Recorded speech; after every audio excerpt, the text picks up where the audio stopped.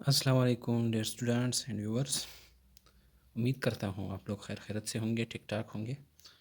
Student, जैसे कि आप लोगों को पता है सेकेंड ईयर इनऑर्गेनिक केमिस्ट्री का चैप्टर नंबर 1 एस&पी ब्लॉक एलिमेंट्स चल रहा है। तो आज का टॉपिक हमारे पास है reactions of period third elements with water. तो मेरा नाम है अतीकुल्ला और आप देख रहे हैं केमिस्ट्री फैक्ट्री। तो स्टूडेंट, अपने टॉपिक की तरफ आते हैं। Reactions of period third elements with water. Water के साथ period third element third period में जो एलिमेंट्स है उस एलिमेंट्स का पानी के साथ रिएक्शन किस तरह होगा। तो हमारे पास सबसे पहला एलिमेंट है पीरियड थर्ड में sodium, magnesium, aluminium, phosphorus, sulphur, chlorine, argon. ये वो एलिमेंट्स है जो कि पीरियड थर्ड के साथ पीरियड थर्ड से ताल्लुक़ रखते हैं। यहाँ पर एक मिसिंग है silicon, phosphorus, sulphur, chlorine, argon. सबसे पहले हमारे पास है sodium, reaction of sodium with water. Student, हमारे पास जब सोडियम पानी के साथ रिएक्शन करता है तो ये रिएक्शन सबसे पहले एक्सोथर्मिक है, यानी यहाँ पर हीट वो जब सोडियम को तुम पानी में डालते हो हीट देगा, वो आपको एक्सोथर्मिक है, आउटसाइड हीट खारिज होगा, नंबर 1।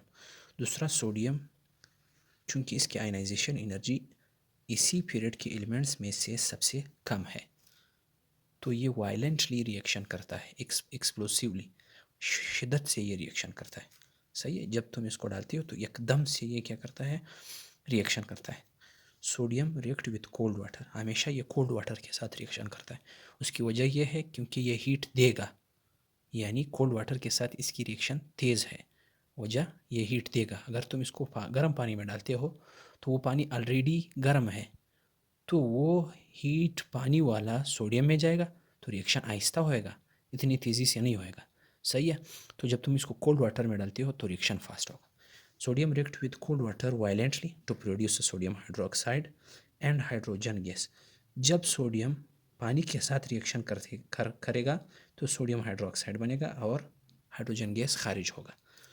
सही है स्टूडेंट, ये कोल्ड वाटर है, ये कोल्ड वाटर है। सही है। दूसरा हमारे पास reaction of magnesium with water. जब मैग्नीशियम पानी के साथ रिएक्शन करता है तो क्या होगा।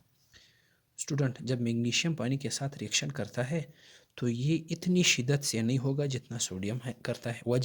वजह यह है कि सोडियम की आयनाइजेशन एनर्जी कम है, सबसे कम है, और मैग्नीशियम की आयनाइजेशन एनर्जी इस सोडियम से फिर ज़्यादा है। कहने का मतलब ये है कि सोडियम से इलेक्ट्रॉन जल्दी निकल सकता है, मैग्नीशियम से इलेक्ट्रॉन जल्दी नहीं निकल सकता। वजह क्योंकि पीरियड में जाते हुए एटम का साइज़ कम होता है, न्यूक्लियर फोर्स बढ़ रहा है, न्यूक्लियस का इलेक्ट्रॉनों पर गिरफ्त मजबूत हो रहा है। तो magnesium react slowly with cold water to produce magnesium hydroxide. Magnesium जो है आहिस्ता पानी के साथ रिएक्शन करता है, बना देता है magnesium hydroxide layer which slow down the reaction and hydrogen. साथ में मैग्नीशियम हाइड्रोक्साइड बनता है और एक हाइड्रोजन गैस भी निकलता है। अब इस दौरान जो है जब पानी और मैग्नीशियम आपस में रिएक्शन करते हैं तो इस दौरान मैग्नीशियम हाइड्रोक्साइड का एक लेयर बनेगा। क्या बनेगा, लेयर बनेगा, मैग्नीशियम हाइड्रोक्साइड का लेयर बनेगा। जब ये लेयर बन गया तो ये लेयर मैग्नीशियम के आसपास आ जाता है और आसपास आने के बाद मज़ीद पानी को नहीं छोड़ता है कि वो क्या करे, मैग्नीशियम के साथ रिएक्शन करे। तो ये प्रोटेक्टिव लेयर मैग्नीशियम और पानी के दरमियान, मैग्नीशियम मेटल और पानी के दरमियान रिएक्शन को क्या करता है, स्लो करता है। समझ गए student. Magnesium burns in steam with white flame to produce magnesium oxide and hydrogen gas. अब अगर तुम इसी पानी को स्टीम बना देते हो, सही है, गर्म करते हो, तो तब ये मैग्नीशियम जब स्टीम वाटर के साथ रिएक्शन करता है तो मैग्नीशियम ऑक्साइड बनेगा और साथ में क्या खारिज होगा, गैस खारिज होगा। सही है स्टूडेंट। अगर मैग्नीशियम कोल्ड वाटर के साथ रिएक्शन करता है तो मैग्नीशियम हाइड्रोक्साइड बनेगा। अगर यही मैग्नीशियम गर्म पानी यानी स्टीम वाटर के साथ रिएक्शन करेगा तो मैग्नीशियम ऑक्साइड बनेगा। सही है स्टूडेंट। अच्छा, reaction of aluminium with water. जब एल्यूमिनियम पानी के साथ रिएक्शन करेगा तब क्या होगा। तो सबसे पहले हमारे पास एल्यूमिनियम जो है, सबसे पहले वो एल्यूमिनियम जो है वो पानी के साथ रिएक्शन नहीं कर सकता है। किस हालत में? जब तक तुम इसको पाउडर फॉर्म में चेंज ना करें या तुम पानी को गर्म न करें, स्टीम वाटर में तब्दील न करें, तब तक एल्यूमिनियम पानी के साथ रिएक्शन नहीं करता है। सबसे पहले आपने क्या करना है, एल्यूमिनियम को फाइनली डिवाइड करना है, सही है, टुकड़ों में ज़रात में तकसीम करना है। जब ये ज़रात में तकसीम हो जाएगा तो ज़रात में तकसीम होने के बाद एल्यूमिनियम की सरफेस एरिया क्या हो जाती है, बढ़ जाती है। तो हमें बढ़ पाता है कि surface rate of reaction is directly proportional to the surface area. जितना सरफेस एरिया बढ़ेगा आपके पास रेट ऑफ रिएक्शन भी ज़्यादा हो जाएगा। सही है स्टूडेंट। अब finally divided aluminium reacts with steam water to give aluminium oxide and hydrogen oxide gas. सही है। तो जब तुम इस फाइनली इस ज़रात में तकसीम किए गए एल्यूमिनियम को पानी के स्टीम वाटर के साथ रिएक्शन करवाते हो तो दो चीज़ें बनेगी, एक एल्यूमिनियम ऑक्साइड बनेगा और एक हाइड्रोजन गैस बनेगा। सही है। अब ये मैंने कहा कि एल्यूमिनियम जो है पानी के साथ डायरेक्टली रिएक्शन नहीं कर सकता है। सबसे पहले तुमने इस पानी को स्टीम में चेंज करना है, दूसरा आपने इस एल्यूमिनियम को ज़रात में तकसीम करना है। सही है।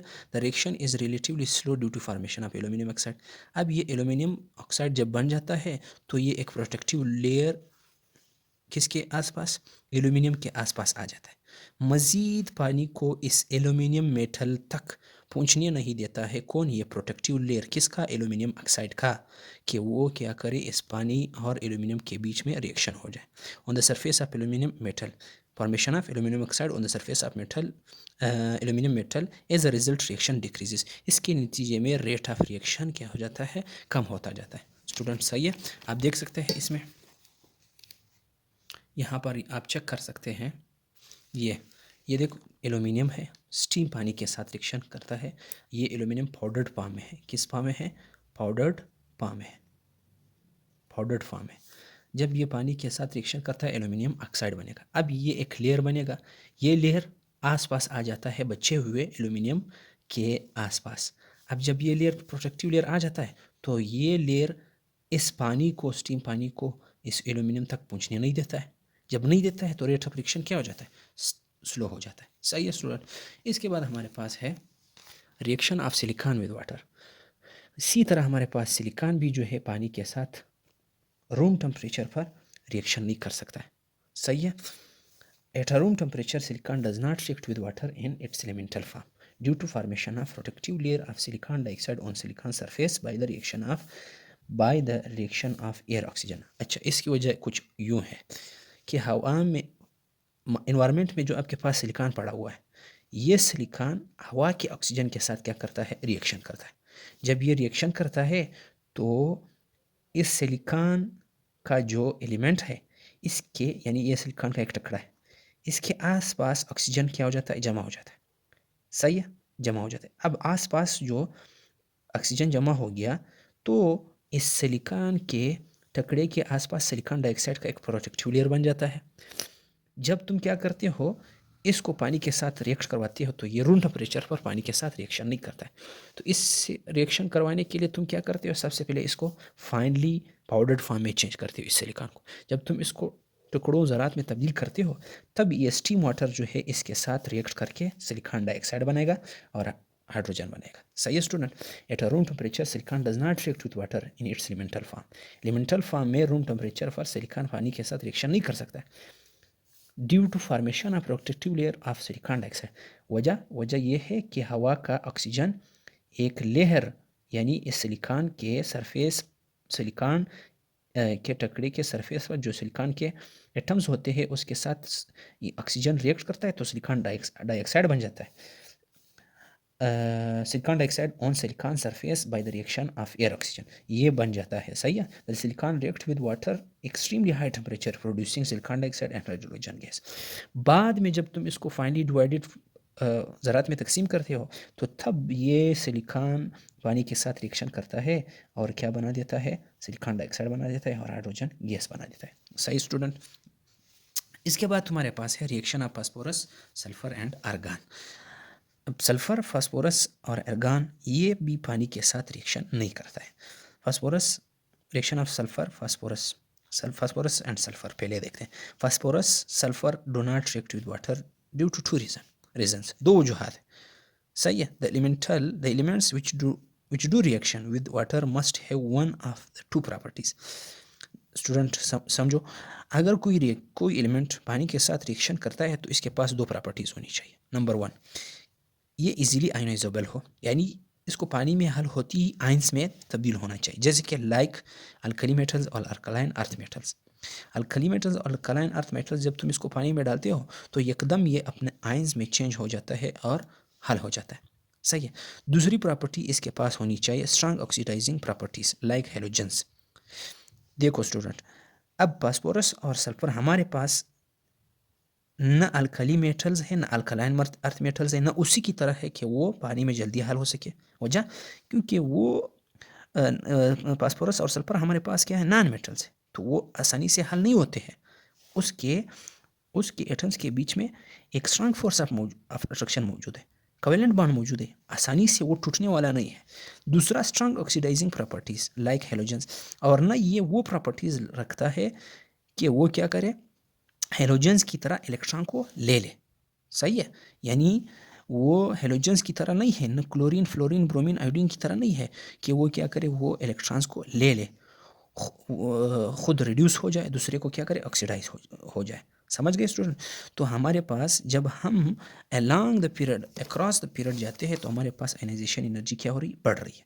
तो फास्फोरस सल्फर की आयनाइजेशन एनर्जी क्या है, ज़्यादा है, लेकिन इतनी ज़्यादा भी नहीं है जितना क्लोरीन ब्रोमीन आयोडीन यानी हेलोजेंस की तरह है कि वो दूसरे एटम से इलेक्ट्रॉनों को छीन ले, सही है, और खुद क्या हो जाए, रिड्यूस हो जाए, दूसरों को ऑक्सीडाइज करे।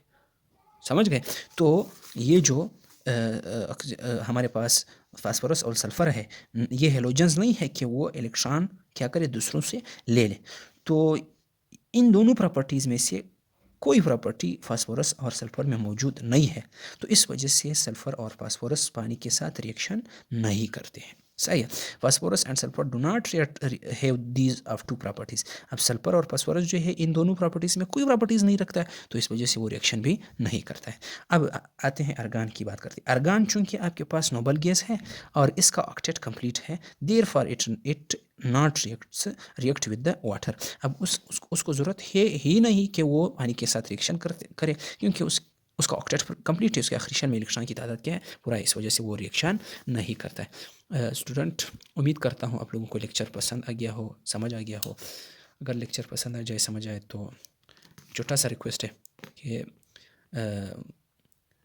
वीडियो को लाइक करें, शेयर करें अपने दोस्तों के साथ और बेल आइकन को प्रेस करें ताकि नए आने वाली वीडियोस की नोटिफिकेशन मिलती जाए। टॉपिक के अख्तिताम पर चाहता हूँ इजाज़त, अल्लाह हाफ़िज़।